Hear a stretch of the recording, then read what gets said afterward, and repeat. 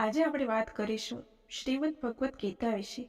આજે અનેક સમસ્યાઓના ત્રિપીઠ ઉભેલા માનવ સમાજને માર્ગદર્શક બની રહે તેવો ગ્રંથ છે શ્રીમદ ભગવદ્ ગીતા, જે નક્કી હેતુપૂર્વકના પરિણામ સાથે કહેવાયેલ છે. વિશ્વના વિચારકો, તત્વજ્ઞાનીઓ ગીતાને એક ઉચ્ચતમ પ્રકારનો ગ્રંથ માને છે. It is a book of management of life. Gita જીવનશાસ્ત્ર છે. ગીતાકાર ઉપદેશક નથી, મિત્ર છે. અર્જુનને મિત્ર ભાવે તત્વજ્ઞાન સમજાવે છે અને છેવટે કહે છે, યથેચ્છમિ તથા કુરુ. તને યોગ્ય લાગે તેમ કર, ઓર્ડર કરતા નથી. વિષાદમાંથી પ્રસાદ તરફ લઈ જાય છે. ગીતા જીવનમાં કર્મ કરવાથી તકલીફ થાય છે અને કર્મથી છૂટી શકાતું નથી. તો તકલીફ થાય નહીં અને કર્મ થાય એ કેમ કરવું? કર નિમિત્ત માત્ર બહુ સવ્યસાચી તો જવાબદારી તારી નહીં રહે. મિજાજથી કર્મ કર, શરતથી કામ નહીં. શ્રી કૃષ્ણના પ્રેમમાં આસક્તિ નથી, તેના ક્રોધમાં ડંખ નથી. નિરાશાને દૂર કરી આશાનો પવન ફૂંકનાર ગીતા એ માનવને અનાગ્રહી સાંપ્રદાયિકતાથી મુક્ત બનાવે છે. ગીતામાં ધર્મભેદ કે અધિકાર ભેદ નથી.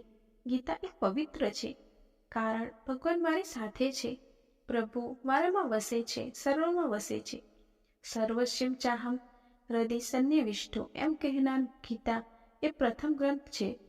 માનવ માત્ર, પ્રાણી માત્ર સાથે પ્રભુના સર્જન રૂપે સંબંધ બાંધવા અને લોહી બનાવનારા મધુર સગપણની વાત ગીતા કહે છે. પ્રભુ સર્વમાં બિરાજે છે, તેથી બીજાને છેતરીશ નહીં, ધિક્કારીશ નહીં, ભેદભાવ રાખીશ નહીં, બીજાની અવગણના નહીં કરવી, પ્રેમથી રહીશ. Divine brotherhood of man under the fatherhood of God. આ ગીતા સમજાવે છે. માનવ જીવનમાં પારદર્શિતા લાવનાર ગીતાના જન્મદિવસને મોક્ષના એકાદશી કહેવાય છે. ગીતા વિચારનો સંબંધ મન સાથે છે. ગીતા ડેવોલ્યુશન સોંગ છે. તત્વજ્ઞાન અને માનવશાસ્ત્રને સમન્વય કરતો ગ્રંથ એ ગીતા છે. વિશ્વ એ મૈત્રીનું કાવ્ય છે.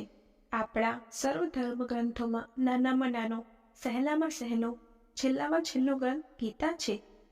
તરત દાન અને મોહ પુણ્ય જેમ જ્ઞાનની અર્જુનને શંકા થઈ અને તેનું તરત એટલે કે માત્ર 2 કલાકમાં સમાધાન થયું.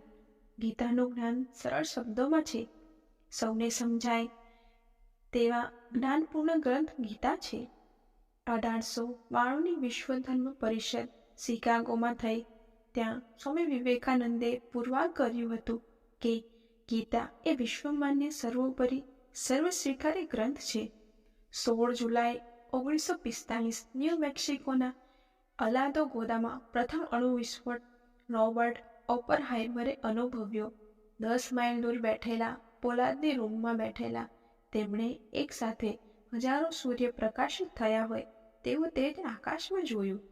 આ પ્રલંબ પ્રકાશિત જ્વાળાઓ જોતા જ તેમના મુખમાંથી શબ્દો સરી પડ્યા. દિવી સૂર્ય અહસ્તૃશ્ય. અણુ વિજ્ઞાનના પુસ્તક સાથે ટેબલ પર ગીતા ગ્રંથ હોય તે જ એની સર્વ સ્વીકારતાનો પુરાવો છે. અમેરિકન વૈજ્ઞાનિક ઇમર્સને પોતાના સંશોધનમાંથી સ્વસ્થતા ન મળતા તેમણે પોતાની વ્યથા ઇંગ્લેન્ડના તત્વવિચારક ગુરુ કાર્લાઇલ પાસે પ્રગટ કરી. ચાર્લ્સ વિલ્કિન્સને કહેલું શ્રીમદ ભગવદ્ ગીતાનું અંગ્રેજી ભાષાંતર વાંચતા મારા ચિત્તને સમાધાન થયું, શાંતિ મળી. ગુરુ કાર્લાઇલના સૂચન મુજબ જીવનના સત્ય સિદ્ધાંતોથી ભરેલ ગ્રંથ ગીતા તેમણે વાંચ્યો. સર્વસ્વ ચાહમ હૃદય સન્નિવિષ્ટો શ્લોક વાંચતા ગીતાને માથે લઈને નાચ્યા અને બોલ્યા, oh this body is not a tomb nor a jail but it is a temple of God. એમર્સને અદ્ભુત શાંતિ અનુભવી અને કાવ્ય લખ્યું જેનું નામ બ્રહ્મ હતું. ડૉક્ટર આર્નોલ્ડ લખે છે, જો મને માત્ર એક જ પુસ્તક મારી પાસે રાખવાનું કોઈ કહે તો તત્વજ્ઞાનનો સર્વશ્રેષ્ઠ ગ્રંથ ગીતા હું મારી પાસે રાખું. H.G. વેલ્સ કહેતા, સમગ્ર દુનિયાની એક જ સરકાર રચાય તો માર્ગદર્શક ગ્રંથ ગીતા બની શકે, જે જીવ, જગત અને જગદીશનો વિચાર કરે છે. Gita is a Bible of humanity. Gita is a science of human behaviour. Gita is an empire of થ્રાઉટ. બુલ્લા શાહ લખે છે, ગીતા ભારતનું કુરાન છે, કુરાન અરબસ્તાનની ગીતા છે.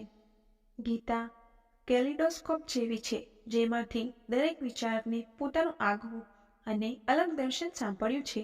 જેમ કે શ્રીમદ આદ્ય શંકરાચાર્યને ગીતા જ્ઞાનયોગ, તેમજ લોકમાન્ય તિલકને ગીતા એ કર્મયોગનું શાસ્ત્ર, તેમજ ગાંધીજીને ગીતામાં અનાસક્તિ યોગનું નિરૂપણ થયું, તેમજ વિનોબા ભાવેને ગીતામાં સમન્વય યોગ તથા મહર્ષિ અરવિંદ ગીતાને પૂર્ણ યોગનું શાસ્ત્ર, તો પાંડુરંગ આઠવલે શાસ્ત્રીજીએ ગીતાને પ્રભુનો પ્રેમપત્ર, પ્રેમયોગનું પ્રતિપાદન કરતો ગ્રંથ અનુભવ્યો છે.